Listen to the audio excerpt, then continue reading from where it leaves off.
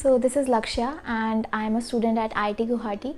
So many of you were asking about my coaching journey कि मैंने कहाँ coaching ली, कहाँ से मैंने पढ़ाई की जिससे I came into IIT Guwahati. Many of you were asking कि did you go to Kota, दीदी आपने कौन सी कोचिंग में पढ़ाई की थी, कोटा में गए थे, ऑनलाइन पढ़ाई की थी, यूट्यूब से की थी. बहुत सारे doubts were there in the comments. तो मैंने सोचा कि उन डाउट्स को I should address them now. तो first of all it all began with Aakash institute. I know it might sound weird कि इंजीनियरिंग लेनी थी and you got went to Aakash institute. So there is a story behind it. In tenth मैं tenth तक बिल्कुल भी coaching वगैरह में बिल्कुल भी मेरे को इंटरेस्ट नहीं था. मैं ट्यूशन्स में भी नहीं जाती थी. मेरी मम्मा मुझे पढ़ाती थी या मैं खुद पढ़ लेती थी. तो वो तो बिल्कुल मतलब ट्यूशन्स का तो मेरे को बिल्कुल भी क्रेज़ नहीं था. मैं कभी भी ट्यूशन्स में नहीं जाती थी. जो स्कूल में पढ़ाई होती थी बस वही सब कुछ था, उसी से आई यूज़ टू गेट मार्क्स.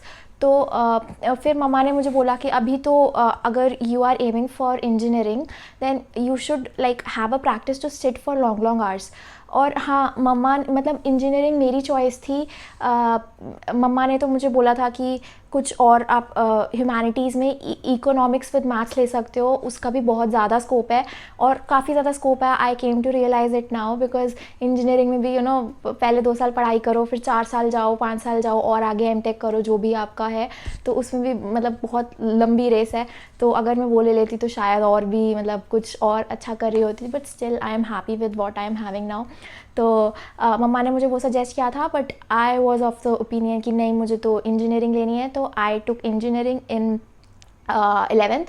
और फिर 10th में मम्मा ने मतलब पहले से ही मुझे था कि इंजीनियरिंग ही लेनी है, तो मम्मा भी अग्रीड की ठीक है इंजीनियरिंग लेते हैं. तो 10th में मम्मा ने मुझे बोला कि अभी आपको ट्यूशन्स वगैरह में जाने की आदत नहीं है. So she advise me to join Aakash institute. तो आकाश मतलब एक कोई भी इंस्टीट्यूट उन्होंने मुझे ज्वाइन करने के लिए बोला था. तो हमने बहुत सारे ब्रोशर्स वगैरह देखे आकाश के, फिटजी के, वीएमसी के जो मेरे सिटी में थे. नारायणा भी था. My friend went into Narayana. उसने मुझे मतलब उसने जब नारायणा में गई तो उसने मुझे बोला कि मैं जा रही हूँ, तू भी आ जा. तो लाइक मैं छोड़ो. तो मम्मा भी उस time she was very excited कि इसे किसी कोचिंग में डाल देते हैं. तो फिर मम्मा ने मुझे काफ़ी कन्विंस किया और फिर उन्होंने मुझे आकाश में डाल दिया. फिटजी में मैं नहीं गई, वीएमसी में नहीं गई. वीएमसी तो चलो it was out of the race because ज़्यादा मतलब इतना नाम नहीं सुना था वीएमसी का इन आर सिटी. तो फिटजी का मैंने मना कर दिया सेइंग दैट कि एक्चुअली मेरे जो बहुत क्लास में टॉपर सॉर्ट ऑफ बच्चे थे ना, वो 6th से फिटजी में जा रहे थे. They were having the scholarships and all. तो I was quite I had a feeling कि नहीं, अगर मैं उनके साथ कॉम्पीट नहीं कर पाई तो बेइज्जती हो जाएगी. Like I was a bit शाई ऑन दैट मैटर. ऐसा नहीं होना चाहिए. अभी आई एडवाइस यू बट मुझे उस टाइम पे ऐसा कुछ था. So I like neglected the opinion of going into FIITJEE. तो मैंने बोला नहीं, आकाश में इट वुड बी लाइट. मैं आकाश में जाती हूँ, वहीं से I prepare for NTSC. NTSC का शुरू से था कि हमें प्रिपेयर करना है. सो आई गॉट इनटू आकाश. बहुत अच्छा इंस्टीट्यूट था, काफ़ी कूल था, काफ़ी काम था. भीड़ नहीं थी वहाँ पे इतनी ज़्यादा एज़ कम्पेयर टू फिटजी में. थोड़ी ज़्यादा भीड़ होती है कंपैरेटिवली. तो आकाश में आई वेंट. आकाश में बहुत अच्छा माहौल था. फिर मेरे को बहुत देर तक बैठने की आदत हो गई. मुझे आदत हो गई कि हम कोचिंग इंस्टीट्यूट्स में जाते हैं, ट्यूशन्स में जाते हैं. तो मैं यूज्ड टू हो गई थी उन सब चीज़ों से. फिर एनटीएससी का मैंने काफ़ी अच्छे से प्रिपेयर किया था बट अनलकीली नहीं हो पाया. 2-3 नंबर से आई जस्ट लाइक नहीं हो पाया मेरा. एसएसटी भी आती है एनटीएससी में. पता नहीं मैंने क्या गलत किया क्या नहीं. मैंने मेंटल एबिलिटी में इतना ज़्यादा प्रैक्टिस की थी कि मेंटल एबिलिटी में मेरे 49 आउट ऑफ 50 आए थे. तो मतलब वो ऐसा था कि 50 ही आएंगे, इतनी प्रैक्टिस की थी. बट थोड़ा गलती हो गई थी तो मेंटल एबिलिटी में कम रह गए थे. बट एसएसटी में तो और कम रह गए थे, पता नहीं क्या हो गया था. तो मुझे काफ़ी दुख हुआ. एनटीएससी के लिए प्रिपेयर किया. फिर उसके बाद ना बोर्ड्स आ गए.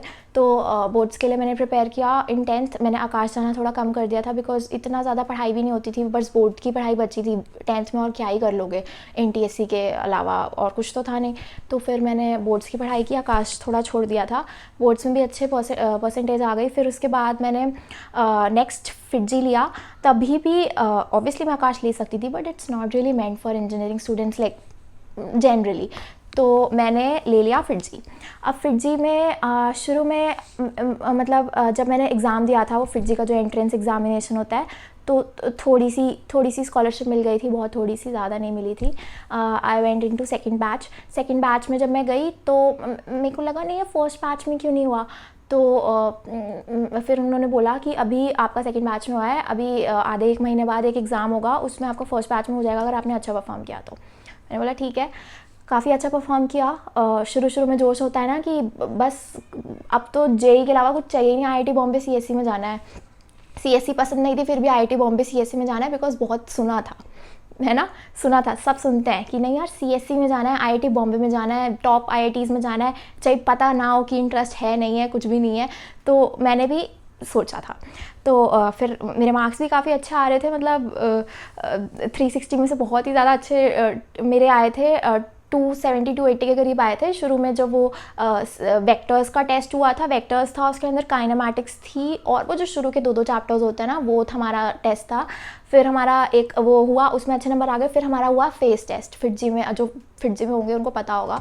तो we had a face test में मैंने अच्छा परफॉर्म किया। I got into first batch. 11th में पूरा फर्स्ट बैच रहा। 11th में I don't know what happened with me, down हो गई मेरी परफॉर्मेंस। आई सीरियसली बिलीव सबकी परफॉर्मेंस डाउन होती है, मेरे फ्रेंड्स की भी हुई थी, और जैसे कि मैं कमेंट्स पढ़ रही हूँ, आई गॉट टू रियलाइज़ कि आप लोगों की भी परफॉर्मेंस डाउन हो रही है। सब कहते हैं मेरी 11th बर्बाद हो गई।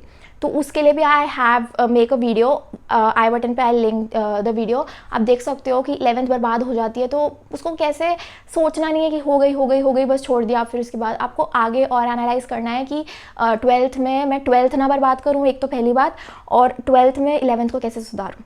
तो वो सब मैंने आपको एक डिटेल वीडियो में बताया, आप देख सकते हो जाके। तो वो देख लेना अगर आपको मन करे तो। फिर coming back to the story, कहाँ थी मैं। 11th में फिर 11th पूरी निकल गई इन फर्स्ट बैच। फिर उसके बाद ना मेरे को ऐसा लगा कि जब फेस टेस्ट हुआ दोबारा से, 1 साल बाद होता है इन 12th में, कौन से बैच में, आई वाज शैटर्ड यार बहुत, मतलब मैं 3rd बैच में आ गई थी। तो मुझे लगा यार फिटजी से तो बात नहीं बन रही है, so I should rather leave it. FIITJEE में समझ भी नहीं आ रहा था कुछ ज़्यादा अच्छे से, तो मैंने ना फिटजी छोड़ दिया। और उस टाइम पे 11th में भी ना, जब फिटजी में कुछ चीज़ें समझ नहीं आती थी, तो मैं अलग सर की वीडियोस देखती थी। फिज़िक्स वाला आप सबने सुना ही होगा ऑब्वियसली, यार बहुत अच्छा पढ़ाते हैं वो, वो बहुत अच्छी फिज़िक्स पढ़ाते हैं, बहुत अच्छी केमिस्ट्री पढ़ाते हैं। तो मैं उनकी वीडियोज़ देखती थी।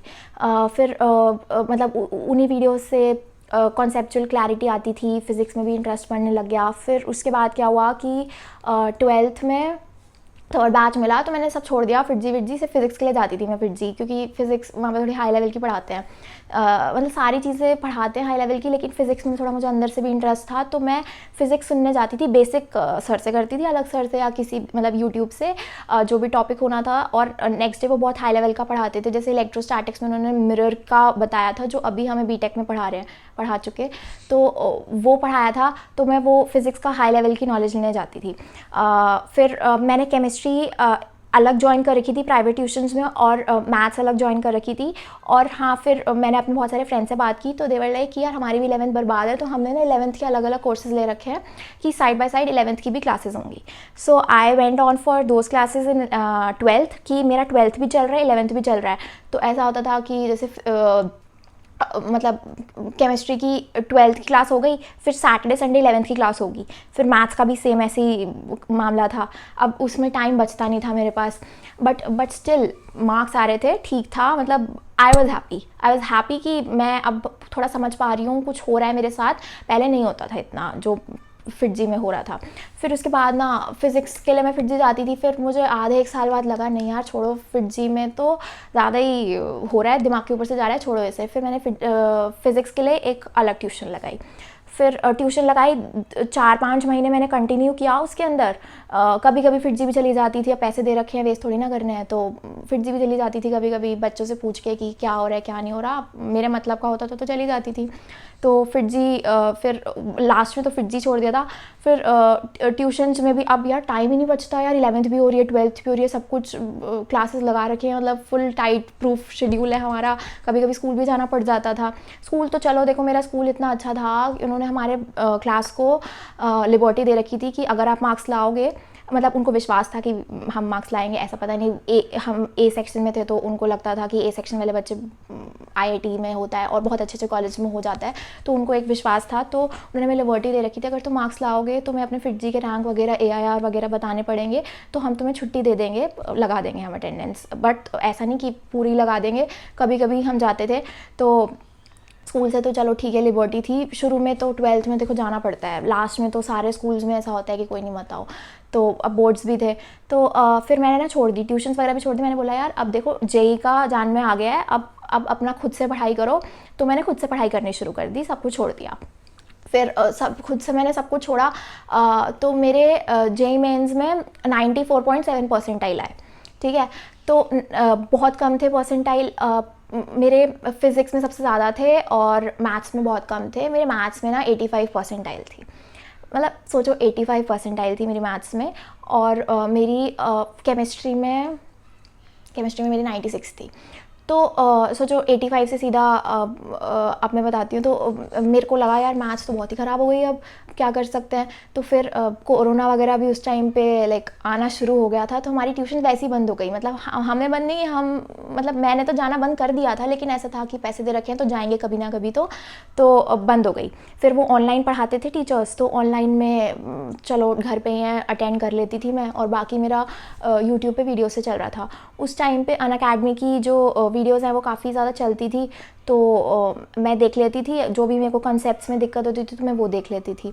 फिर टीचर्स भी ऑनलाइन पढ़ाते थे। अब उनको ऑनलाइन, अब पहली बार टीचर्स को ऑफलाइन से ऑनलाइन शिफ्ट होना था, तो उसमें भी दिक्कत थी। टीचर अपने हाथ से माउस से कुछ लिखते थे, कुछ समझ ही नहीं आता था। मतलब यू कैन कनेक्ट ना कि शुरू में कितनी ज़्यादा प्रॉब्लम्स होती हैं। तो वो सब तो प्रॉब्लम्स थी। तो अब फिर बोर्ड्स आ गए। अब जेई मेंस के जब मेरा पेपर गंदा हुआ तो फिर बोर्ड्स के लिए पढ़ना शुरू कर दिया। फिर उसके बाद फिर से जेई मेंस के लिए पढ़ना शुरू किया। उसके लिए मैंने मैथ्स पे बहुत ज़्यादा फोकस किया, and you won't believe it, like 85 percentile turn to 99 in the second attempt. So मैं बहुत खुश थी। लेकिन एक दुख की खबर भी है side by side, that chemistry में मेरी 0.5 परसेंटाइल कम हो गई थी। लाइक मेरी पहले 96 आई थी, तो फिर उसके बाद 95.5 आए थे। फिज़िक्स में मेरी सुधर गई थी, फिज़िक्स में मेरी 99 थी, तो ओवरऑल मेरी 99 के अप्रॉक्स बनी थी। एग्जैक्ट मुझे याद नहीं है, और मेरी शीट भी पता नहीं कहाँ है, आई डोंट रिमेंबर। अब मेरे को देख भी नहीं सकते दोबारा रिजल्ट। तो मैथ्स के लिए तो आई एम वेरी हैप्पी, मेरी 85 से 99 हो गई थी। तो फिर टीचर्स ने भी नहीं पूछा, क्योंकि ऑनलाइन हो गया था ना सब कुछ, तो हमारा इंटरेक्शन वगैरह सब ख़त्म हो गया था। टीचर्स से भी हम खुद ही पढ़ते थे। तो फिर लॉकडाउन बढ़ता गया। मैं यूट्यूब पे वीडियोस देखती थी, रिवीजन करती थी कॉन्सेप्ट्स का। फिर मई हुआ, मई में it was suppose to take place advance, नहीं हुआ। फिर मतलब मई में आई थॉट कि एडवांस का पेपर हो जाए, फिर अपना 18th बर्थडे अच्छे से सेलिब्रेट करेंगे एकदम मज़े से, कि अब कोई टेंशन नहीं है। बट नहीं हुआ, पढ़ाई की बर्थडे वाले दिन भी। फिर जब आखिर में एडवांस हुआ, after preparing for so long, finally ख़त्म हुआ कहानी। इट ऑल वेंट अवे, सब कुछ हो गया। और फिर रिजल्ट आया, I came in to IIT Guwahati, sitting in front of you, making videos and helping you guys. So यही थी मेरी स्टोरी। इसके अंदर से और भी बहुत सारी साइड स्टोरीज़ हैं जो कभी फिर बताऊंगी। So stay tune to my channel, subscribe कर देना if you like the story. और भी अगर आपको कंटेंट चाहिए from me, then I am open to you guys. Comment भी आप देखना, मैं ऑलमोस्ट सबके रिप्लाई करती हूँ। तो कमेंट आप ड्रॉप कर सकते हो अगर आपका मन करे तो। जो भी आपको वीडियोज़ चाहिए, I will definitely bring them up. So all the best जो भी प्रिपेयर कर रहे हैं और जिनको भी इस स्टोरी से थोड़ी बहुत मोटिवेशन मिली है कि येस, आपकी भी प्रिपरेशन सिर्फ आपकी ख़राब नहीं है, दुनिया में सारे लोगों की प्रिपरेशन ख़राब होती है, सिर्फ 2-3 लोग होते हैं जिनकी प्रिपरेशन अच्छी जाती है। तो थोड़ा मोटिवेशन लेना। If you got motivated, then do like, share and subscribe to my channel. Till then all the best and bye bye.